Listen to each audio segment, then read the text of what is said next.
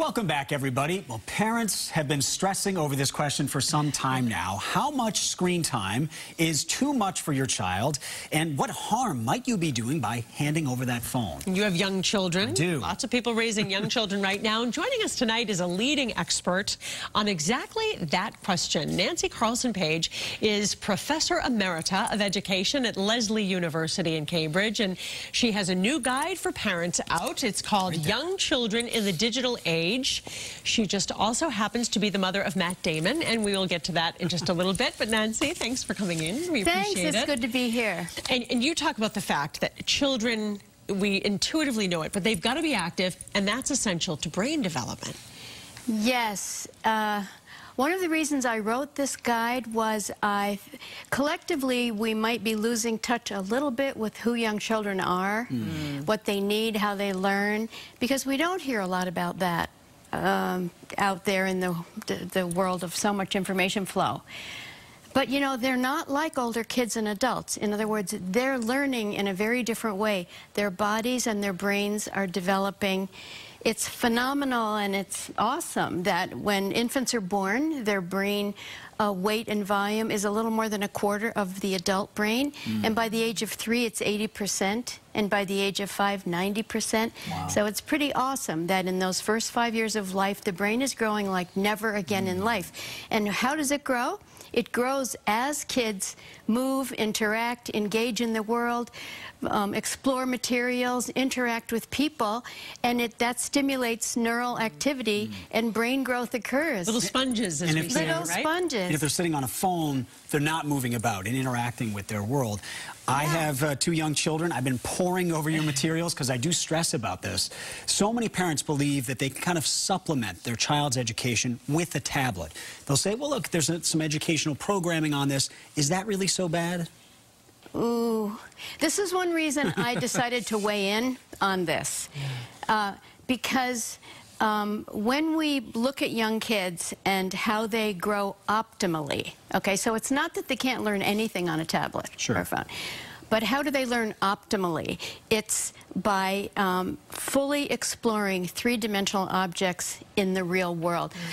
One of your sons is Matt Damon, and when he was growing up and you were parenting him, there was a different screen that people were worried about. It was the television screen. How did you deal with that with him? And do you think it was successful? Would you have changed how you did it? You know, it's a great question that no one ever asked me. In those days, television had a certain place in family life, but it wasn't that significant. And it wasn't that pervasive. And he and his brother played outside all the time. They did art, they made up stories, they acted things out. They had a flourishing play life. And they did watch TV, and I didn't worry about it because it was like a cartoon show on Saturday morning or, you know, something that looked relatively minor. It wasn't real violent.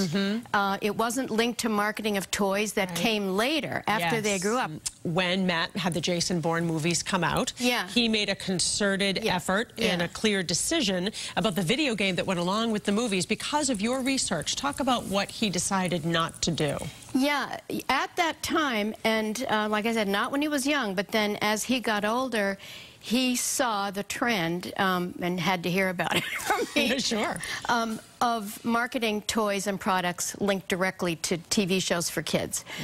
And the undermining effect of creative play that I saw, and Matt certainly understands the value of play and the role it has had in his life and his creative life.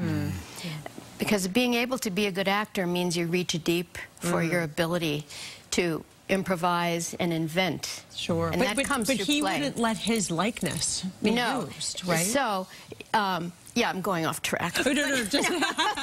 But yes, because he understood that playing with the toys was going to influence the quality of play. But in the Jason Bourne example, he also understood that marketing those toys, which happens.